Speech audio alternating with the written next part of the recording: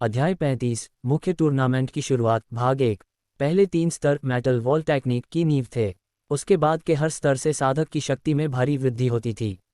एक बार जब इस शारीरिक मार्शल आर्ट को चौथे स्तर तक प्रशिक्षित कर लिया जाता था तो साधक का शरीर एक धातु की दीवार की तरह कठोर और अभेद्य हो जाता था। इसका मतलब था कि नकुल सिर्फ अपने शरीर से आलोक ग्रिफिन का मुकाबला कर सकता था और चौथे और पांचवें रैंक के अधिकांश साधक उसे नुकसान नहीं पहुंचा सकते थे। मेटल वॉल टेक्निक का चौथा स्तर न केवल त्वचा को मजबूत करता था बल्कि हड्डियों को अंदर से ढालकर उन्हें भी मजबूत करता था, जिसका मतलब था कि साधक की ताकत उसी रैंक के दूसरों से कहीं अधिक हो जाती थी। नकुल ने महसूस किया कि उसके शरीर के अंदर बदलाव बहुत स्पष्ट थे। भीतरी शक्ति इनर स्ट्रेंथ का उपयोग किए बिना भी उसकी हर हरकत और क्रिया में अदम्य शक्ति होती थी। मैं सिर्फ अपने शरीर से चौथे रैंक के साधकों को आसानी से हरा सकता हूँ। मैं कुछ पांचवें रैंक वालों का भी मुकाबला कर सकता हूँ। नकुल ने गहरी सांस ली और अपने शरीर का निरीक्षण किया।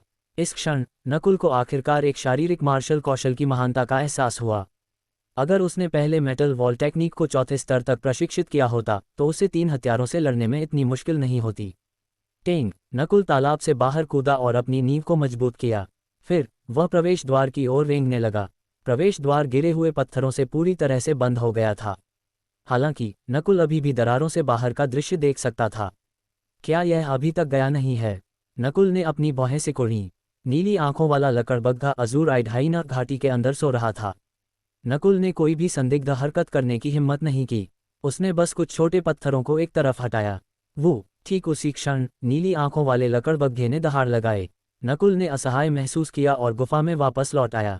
एक उच्च स्तरीय घातक जानवर होने के नाते नीली आंखों वाले लकड़बग्घे की इंद्रियां बहुत तेज थीं। उससे छिपने की कोशिश करना आसान नहीं था। मुख्य टूर्नामेंट शुरू होने में अभी भी 2 दिन बाकी हैं। नकुल तालाब के अंदर भीगते हुए थोड़ा परेशान था। वह जबरदस्ती बाहर नहीं निकल सकता था। नीली आंखों वाले लकड़बग्घे की ताकत मार्शल पाथ के 8वें रैंक पर थी। 7वें रैंक से नीचे के किसी भी साधक को वह तुरंत मार डालता। हर 3 रैंक में एक बड़ा अंतर होता था। उदाहरण के लिए 6ठे रैंक के शिखर पर एक साधक आसानी से 7वें रैंक पर पहुंचे हुए साधक से हार जाएगा अगर बाकी सभी चीजें समान हों। लकड़बग्घा एक मार्शल मास्टर था क्योंकि यह 8वें रैंक पर पहुंच चुका था। कुछ संप्रदायों के बुजुर्ग भी इसे हरा नहीं सकते थे। नकुल ने फैसला किया कि अगर वह बाहर नहीं निकल सकता तो उसे बस खेती करनी चाहिए। तालाब में लेटकर उसने फिर से एयर क्रॉसिंग ब्रीदिंग टेक्निक और मेटल वॉल टेक्निक का अभ्यास किया। हालांकि लाल तरल अभी भी मेटल वॉल टेक्निक में बहुत मदद करता था, लेकिन अब वृद्धि पहले की तुलना में बहुत धीमी थी। 2 और दिन पलक झपकते ही बीत गए। नकुल की मेटल वॉल टेक्निक में फिर से जबरदस्त वृद्धि हुई थी, हालांकि वह 5वें स्तर तक नहीं पहुंची थी। उस दौरान उसने एक 500 साल पुराना रक्त का पौधा और एक 500 साल पुराना रक्त बांस का अंकुर खाया था। नकुल ने फिर एक रक्त भावना घास खाए और महसूस किया कि उसकी भीतरी शक्ति एक उच्च गुणवत्ता में शुद्ध हो गई है। रक्त के पौधे और लाल तालाब की मदद से उसकी भीतरी शक्ति का स्तर 5वें रैंक के शिखर पर पहुंच गया था। अब यह इस्मीन शॉ से भी कमजोर नहीं थी। रक्त बांस के अंकुर का उपयोग और भी अधिक सहायक था। इसने किसी के शरीर में मौजूद जहर को बाहर निकालने में मदद की। इतने सारे बेशकीमती संसाधनों का उपयोग करने के बाद उसके शरीर के अंदर कुछ जहर और कुछ छोटी आंतरिक चोटें थीं। लेकिन रक्त बांस के अंकुर का उपयोग करने के बाद उसने महसूस किया कि उसने कई बार एक गाढ़ा काला तरल बाहर निकाला, जिससे उसे जहर से छुटकारा पाने और अपनी आंतरिक चोटों को ठीक करने में मदद मिली। इस क्षण नकुल की भीतरी शक्ति 5वें रैंक के शिखर पर थी और उसकी खेती भी 5वें रैंक के शिखर के करीब पहुंच रही थी। उसकी मेटल वॉल टेक्निक लगभग चौथे स्तर के शिखर पर थी, लेकिन वह बिल्कुल भी खुश महसूस नहीं कर रहा था। आज मुख्य टूर्नामेंट की शुरुआत है। नकुल ने दुख से सिर हिलाया। वह अभी भी गुफा के भीतर फंसा हुआ था और वह बाहर नहीं निकल सकता था। इस दौरान सनफेदर सिटी शॉ संप्रदाय सभी कुलीन भीतरी शिष्य इनर डिसाइपल्स सामने आ चुके थे। पहला स्थान नीरज शॉ, दूसरा स्थान आशु शॉ, तीसरा स्थान इस्मीन शॉ। सभी प्रतिभाशाली लोग आ चुके थे। वह अभी तक क्यों नहीं आया? तनु शॉ की खूबसूरत आंखें चारों ओर स्कैन कर रही थीं, लेकिन वह नकुल को नहीं देख पाए। नकुल आधे महीने के बाद आखिरकार मार्शल पाथ के चौथे रैंक पर पहुंच गया था। इसमें एयर क्रॉसिंग ब्रीदिंग टेक्निक और कीमती संसाधनों की मदद शामिल थी। मंच पर 5 पंक्तियों में 50 कुर्सियां लगी हुई थीं। सीटों पर 50 भीतरी शिष्य बैठे थे। 50 कुर्सियां भीतरी शिष्यों के 50 स्थानों का प्रतिनिधित्व करती थीं। पहली 3 कुर्सियों के मालिक शॉ संप्रदाय के शीर्ष 3 शिष्य थे। उन सभी ने कम से कम मार्शल पाथ के 5वें रैंक तक पहुंच चुके थे। उनकी आभा को देखकर यह देखा जा सकता था कि आशु शॉ और इस्मीन शॉ दोनों हाल ही में 5वें रैंक पर पहुंचे थे। जहां तक नंबर 1 शिष्य नीरज शॉ की बात है, उसने शुरू से ही अपनी आंखें कभी नहीं खोली थीं, जिससे वह और भी रहस्यमय हो गया था। उसने किसी भी लड़ाई को देखने के लिए कभी भी अपनी आंखें नहीं खोलीं। शीर्ष बाहरी शिष्य नकुल यहाँ क्यों नहीं है? हाँ, मैंने सुना है कि उसने एक चौथे रैंक के साधक को केवल एक हाफ सटेप मार्शल कलाकार की ताकत का उपयोग करके हराया था, संप्रदाय के शिष्यों ने चर्चा की। शॉ संप्रदाय के उच्च स्तर के लोगों में से केवल एक छोटी संख्या को ही यह एहसास हुआ कि नकुल यहाँ नहीं था। मंच पर अगर वह यहाँ होता और कम से कम मार्शल पाथ के चौथे रैंक पर होता, तो वह बिना किसी समस्या के शीर्ष 5 में पहुंच सकता था। एक सफ़ेद दाढ़ी वाले बूढ़े व्यक्ति ने खुद से बड़बड़ाया। ये सफ़ेद दाढ़ी वाला बूढ़ा व्यक्ति बाहरी शिष्यों की प्रतियोगिता का मुख्य न्यायाधीश था, जिसने दिनेश शॉ के हमले को रोका था। आज वह मुख्य टूर्नामेंट के 2 मुख्य न्यायाधीशों में से एक भी था। अगर वह आ सकता है तो सूरज दक्षिण से आ रहा होगा। दिनेश शॉ की आंखें हिंसक रूप से चमकीं, लेकिन फिर उसने संदिग्ध रूप से सोचा, लेकिन ग्रे ईगल, जिसने मिशन लिया था, ने अभी तक रिपोर्ट क्यों नहीं दी? स्काई क्लाउड फॉरेस्ट के अंदर गुफा में नकुल अपनी आखिरी उम्मीद से चिपका हुआ था। समय धीरे धीरे बीत रहा था। उसे यकीन था कि मुख्य टूर्नामेंट अब शुरू हो चुका है। बाहर नीली आंखों वाले लकड़बग्घे की रखवाली के साथ नकुल ने कोई भी जल्दबाजी भरा कदम उठाने की हिम्मत नहीं की। वह केवल विधिवत रूप से मेटल वॉल टेक्निक और एयर क्रॉसिंग ब्रीदिंग टेक्निक का अभ्यास कर सकता था। एक और दिन पलक झपकते ही बीत गया। नकुल की मेटल वॉल टेक्निक चौथे स्तर के शिखर पर पहुंच गई थी। उसकी भीतरी शक्ति 5वें रैंक की सीमा तक पहुंच गई थी, यहां तक कि उसकी खेती भी धीरे धीरे 5वें रैंक के शिखर की ओर बढ़ रही थी। मुख्य टूर्नामेंट शुरू होने से एक दिन बीत चुका है। नकुल के पास कोई उम्मीद नहीं बची थी। हालांकि भीतरी शिष्य टूर्नामेंट महत्वपूर्ण था, लेकिन यह उसके अपने जीवन जितना महत्वपूर्ण नहीं था। इसके अलावा अगर उसके पास पर्याप्त ताकत होती तो उसे संप्रदाय में वापस लौटने पर किसी से डरने की जरूरत नहीं होती। दहाड़ घाटी के अंदर से एक चिल्लाहट आए। नकुल तुरंत तालाब से बाहर कूदा। वह आवाज़ स्पष्ट रूप से नीली आंखों वाले लकड़बग्घे से आई थी। मैं जाकर इसकी जांच करूंगा। नकुल ने लाइटली फ्लोटिंग फेरी का उपयोग किया और तेजी से गुफा के प्रवेश द्वार पर पहुंचा। दरारों से उसने बाहर का दृश्य देखा। घाटी के दूसरी तरफ से कुछ इंसान दिखाई दिए। इंसान। नकुल पहले खुश हुआ, फिर उसका मूड फिर से खराब हो गया। केवल मार्शल मास्टर ही उच्च स्तरीय घातक जानवरों का मुकाबला कर सकते थे। नकुल की बाईं आंख देख सकती थी कि गुफा से 5 किमी दूर 2 पुरुष और एक महिला थे। उनकी उम्र 17 या 18 के आसपास थी। सबसे बड़ा लगभग 20 साल का था। उनकी उम्र के साथ उनके लिए मार्शल मास्टर होना लगभग असंभव था। नकुल के मन में संप्रदाय के बुजुर्ग सभी 70 या 80 तक पहुंच चुके थे, लेकिन लकड़बग्घा लोगों से सावधान लग रहा था। तीनों लोगों ने एक जैसे कपड़े पहने थे, इसलिए ऐसा लग रहा था कि वे एक ही गुट के थे। चूंकि वे 5 किमी दूर थे, इसलिए नकुल उनकी आवाज़ नहीं सुन सकता था, क्योंकि उसके कान उसकी आंख जितने शक्तिशाली नहीं थे। इस समय सामने वाले युवक ने धीरे से कहा, इस कमीने में कुछ समझदारी लगती है।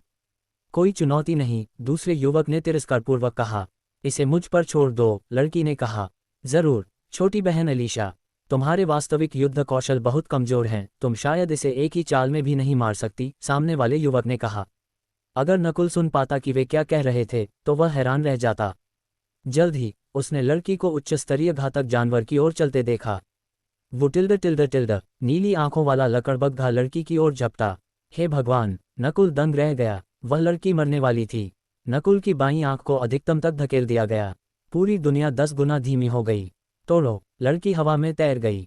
उसके जैद हाथों ने हवा को हल्के से स्वाइप किया और उसके हाथों में एक नीले रंग की रोशनी बनी और फिर लकड़बग्घे के सिर पर उड़ गई। नीली आंखों वाले लकड़बग्घे की धातु से भी कठोर त्वचा आसानी से कट गई। लकड़बग्घे ने चीखा क्योंकि उसका सिर फट गया। लाश जमीन पर गिर गई। नकुल हैरान था। उसकी बाईं आंख अभी भी धड़क रही थी। उसकी आंख के पिच काले आयाम के अंदर हरी रोशनी 2 आकृतियों में विभाजित हो गई। उनमें से एक लकड़बग्घा था, जबकि दूसरी लड़की थी। दोनों आकृतियां एक दूसरे के करीब आईं। लड़की ने बस अपना हाथ हिलाया। उसके हमले में नकुल के लिए समझने के लिए बहुत गहरी अंतर्दृष्टि थी और उसने एक ही वार में लकड़बग्घे को मार डाला। उसके मन में दृश्य बार बार दोहराया जा रहा था। नकुल अचेत खड़ा था, जैसे कि वह एक समाधि में हो। वह इतना केंद्रित था कि उसने तीनों लोगों को जाते हुए भी नहीं देखा।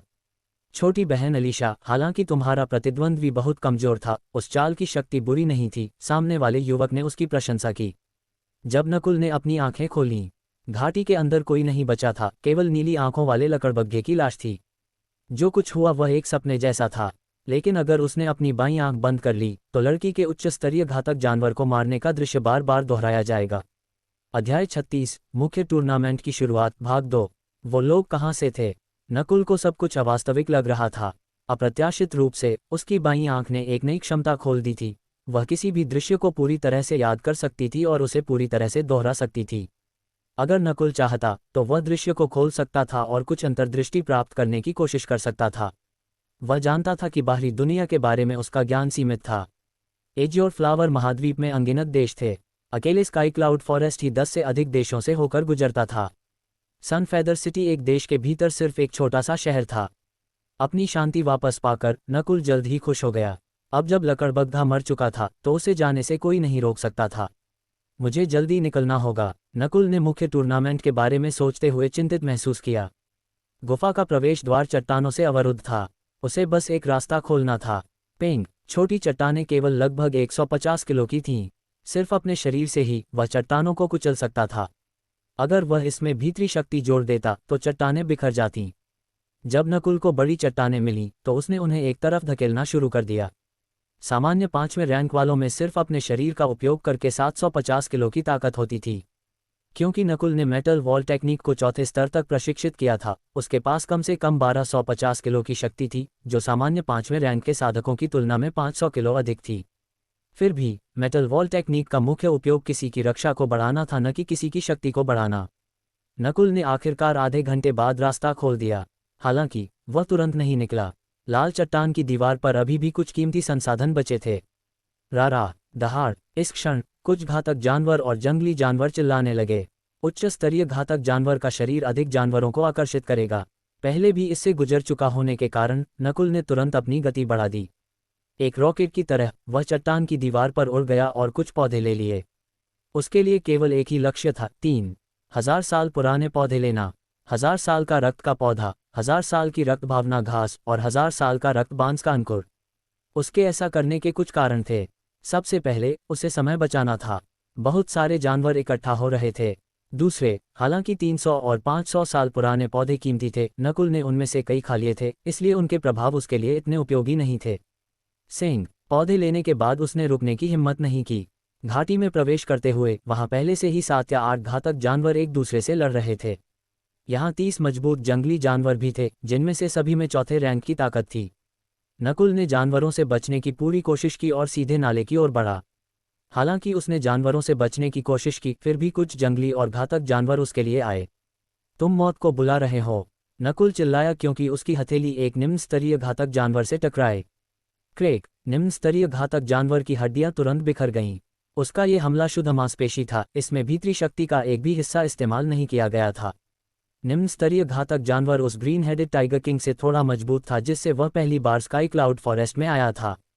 जानवर को एक ही बार में मारने से अन्य जंगली जानवर डरकर बिखर गए और अपनी याददाश्त का पालन करते हुए नकुल उसी रास्ते से वापस चला गया जिससे वह आया था। रास्ते में वह फिर से कई घातक जानवरों से मिला। ऐसा इसलिए था क्योंकि उच्च स्तरीय घातक जानवर की लाश ने बस बहुत सारे अन्य जानवरों को आकर्षित किया था। फ्लेमिंग मेटल फिस्ट, नकुल चिल्लाया, क्योंकि उसकी मुट्ठी से एक हल्की हरी चमक निकली। मुट्ठी एक निम्न स्तरीय घातक जानवर से टकराई जिसकी ताकत 5वें रैंक के साधक के बराबर थी। इस एक मुक्के के तहत निम्न स्तरीय घातक जानवर के अंग बिखर गए। रक्त भावना घास और रक्त लाल तालाब के उपयोग से उसकी भीतरी शक्ति अन्य 5वें रैंक वालों की भीतरी शक्ति से कहीं अधिक मजबूत थी। जब उसने एयर क्रॉसिंग ब्रीदिंग टेक्निक का पूरी तरह से अभ्यास किया तो वह उसी रैंक के एक साधक को तुरंत मार सकता था। 1 घंटे बाद नकुल आखिरकार स्काई क्लाउड फॉरेस्ट के बाहरी किनारे पर पहुंच गया और सन फेदर सिटी की ओर वापस भागा। मैंने सुना है कि शॉ संप्रदाय का मुख्य टूर्नामेंट जल्द ही समाप्त हो रहा है। मुख्य टूर्नामेंट रैंकिंग चुनौती और स्पॉट चुनौती में विभाजित है। 100 लोगों में से केवल 50 ही भीतरी शिष्य होंगे। बाद वाला अब समाप्त हो जाना चाहिए। मैं बहुत दुखी हूं कि मैं देखने नहीं जा सका। रास्ते में नकुल ने जो कुछ चल रहा था उसके बारे में कुछ जानकारी सुनी।